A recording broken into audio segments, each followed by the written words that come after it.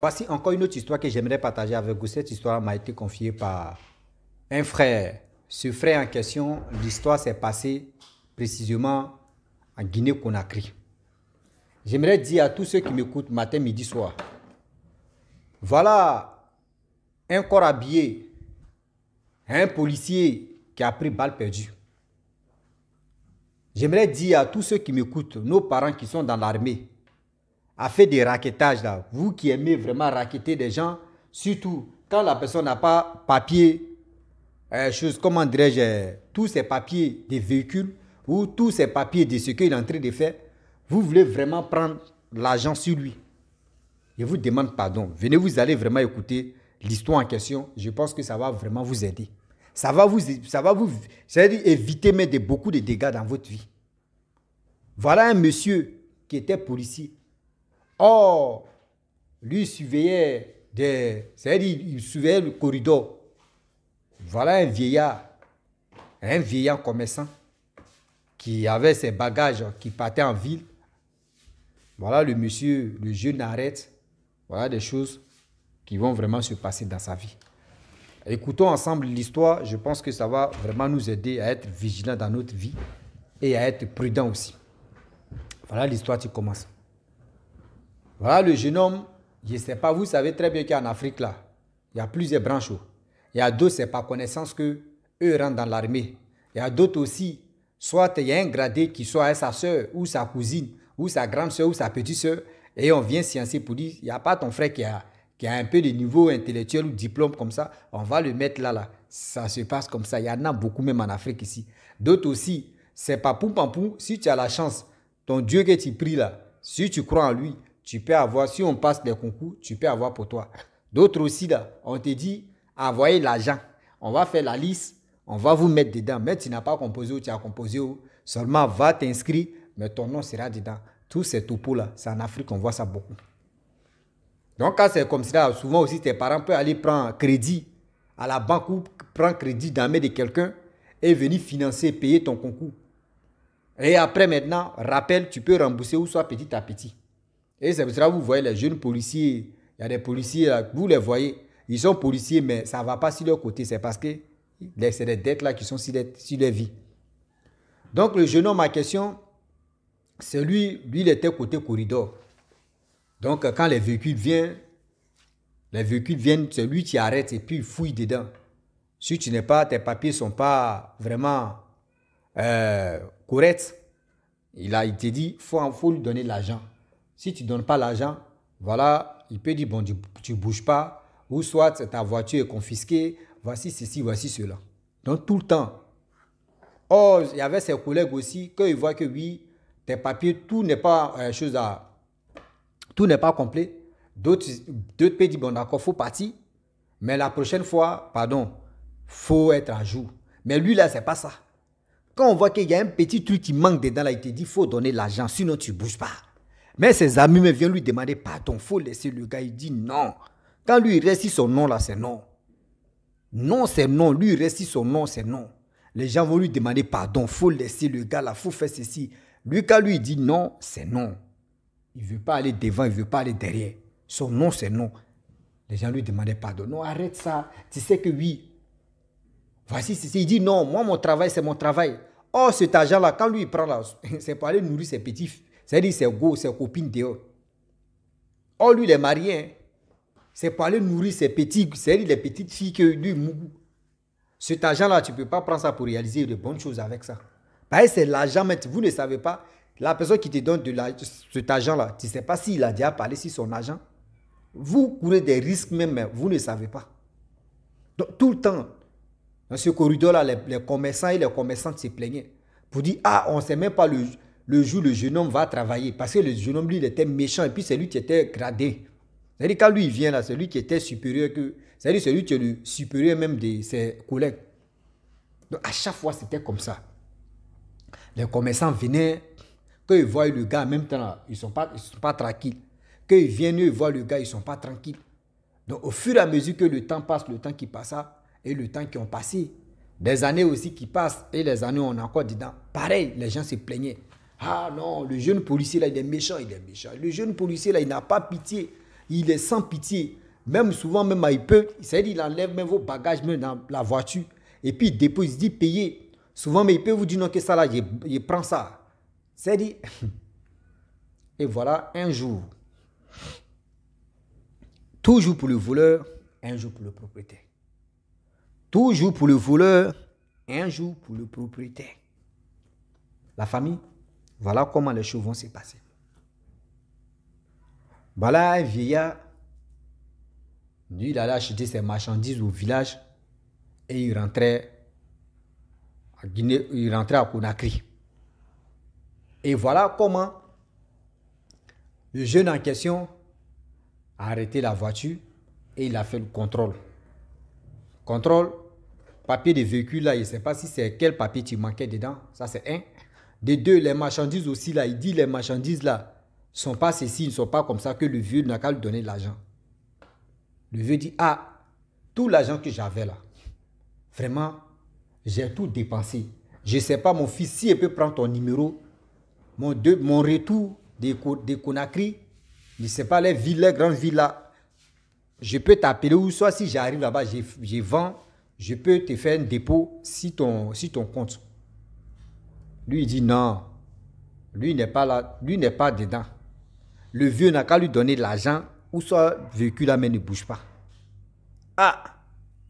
Et d'ailleurs, la voiture aussi, il manquait au moins un papier, un document. Il dit le chauffeur n'a qu'à donner de l'argent. Le chauffeur a tout fait, il a demandé pardon, mais il a donné moitié de cet argent. C'est le vieux seulement qui restait. Il dit si le vieux là ne donne pas l'argent, voiture, c'est-à-dire, soit c'est la voiture là qui va partir et les marchandises vont rester. Le vieux aussi ne veut pas que ces marchandises aussi restent là parce que en ville là-bas, là, c'est si ça là, lui, il compte pour gagner sa vie, tout ça, tous ces trucs. Le vieux même est descendu de la voiture. Il s'est agenouillé devant le jeune. Vraiment, je peux être ton papa, j'ai l'âge de ton papa. J'ai l'âge même de ton grand-père. Je te demande pardon. Donne-moi ton numéro, je vais partir. Et si j'ai fini de vendre, je vais t'envoyer toi ton argent. Le jeune homme dit non. Lui, ça ne passe pas comme ça. Que tout le temps, il y a des gens qui ont déjà fait ça. Donc, même si les gens n'ont pas fait, mais lui va trouver prétexte pour dire non qu'il y a des gens qui ont déjà fait ça. Pour dire voici ceci, voici cela. Est-ce que vous comprenez? Il va trouver toujours prétexte pour dire oui, voilà ceci, il y a des gens qui m'ont déjà fait ça. Donc c'est pour cela, moi où je suis là, je ne peux plus. Même ses collègues ont dit, ah, c'est un vieillard. Pardon, il faut sciencer. Pardon, il faut le laisser. Lui, mais il a dit non, qu'il faut lui donner quelque chose à ton numéro. Tu lui donnes ton numéro. S'il ne fait pas, la prochaine fois, s'il a les marchandises que toi, tu l'as remarqué là, il va te donner ton argent que tu dois là. Et plus encore, s'il n'est pas en règle, il va te donner double de ça. Le vieux dit oui. Le jeune homme dit non. Le jeune homme dit non. Lui n'est pas dans ça. Donc ses collègues ont décidé de dire bon d'accord, nous-mêmes là, on va cotiser, c'est combien? Il a dit le prix, eux ils vont donner. Le jeune homme a dit non. Que le vieux même n'a qu'à donner de l'argent. Que c'est l'un du vieux là même que lui veut. Le vieux dit, ah mon fils, tes amis disent non, que tes collègues disent, tes petits disent, eux-mêmes vont te donner de l'argent. Mais tu dis, c'est pour moi là, toi tu veux. Il dit, le vieux, c'est pour toi là même que moi je veux. Que moi je ne veux pas pour eux là. C'est pour toi là que je veux que tu me donnes. Le vieux dit, ah mon fils, je te dis, là tu es sur moi là. Cet argent là, vraiment ça n'arrive même pas de ce que tu as dit. Et sur la route aussi, je dois manger. Sur la route aussi, je dois vraiment faire ceci, je dois vraiment faire cela. Le vieux dit, ce n'est pas son problème. Il dit, ok. Le vieux a mis sa main dans sa poche. Un peu d'argent, et puis ce n'était même pas billet même.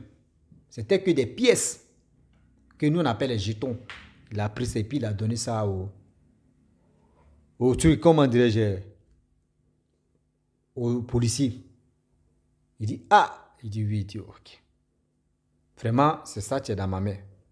Le jeune homme a dit ok. Et le camion est parti. Vous voyez, ses collègues, ils disent non, okay. Ah, vraiment, toi pour toi là, c'est exagéré même. Regarde le vieux même, d'abord.